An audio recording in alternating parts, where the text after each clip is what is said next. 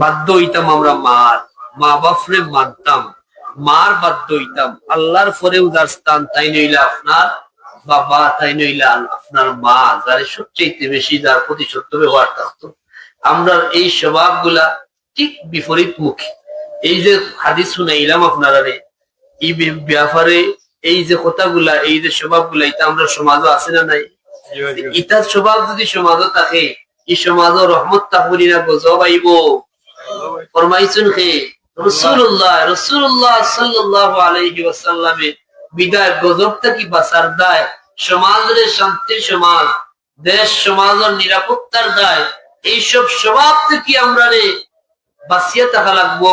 এইসব স্বভাব থেকে সমাজ রে বাঁচানো লাগবো। এইসব বদ খাইসলত মুক্ত সমাজ যখন গঠন করা যাইব, তখনও সমাজ হইব শান্তির সমাজ।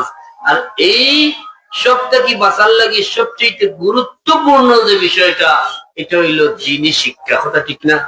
যখন আপনার একজন মানুষে আল্লাহর দ্বীন শিখবো, দ্বীনের জ্ঞান তার মাঝে আইব, তখন মানুষের মাঝে আল্লাহর ভয় সৃষ্টি হইব। ঠিক না?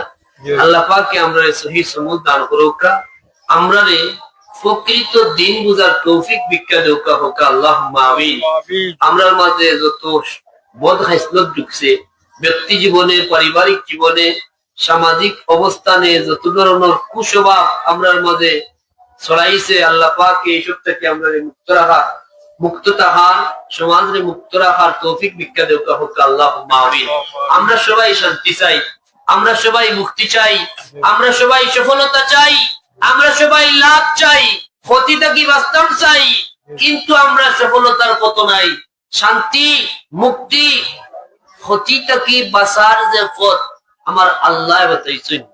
এমন কোন মানুষ আপনি পাইতে নাই যে মানুষে ব্যর্থ হইতে চায়। প্রত্যেকটা মানুষ সফলতার মুখ দেখতে চায়। ঠিক না?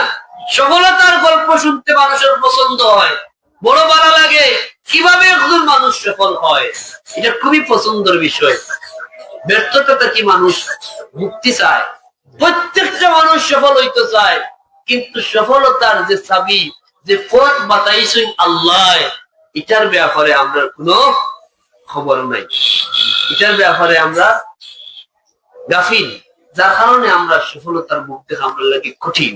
একজন মানুষ যদি সফল হইতে চায়, সমস্ত সফলতার মূল হইল একজন মানুষ খারা সফল হইব, খারা বিফল হইব, সে ক্ষতিগ্রস্ত হইব, সে ক্ষতি থেকে বাঁচবো, সে ইজ্জতি হইব, সে বেইজ্জত হইব।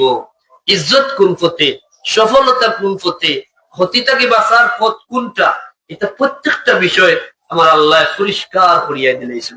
সুবহানাল্লাহ।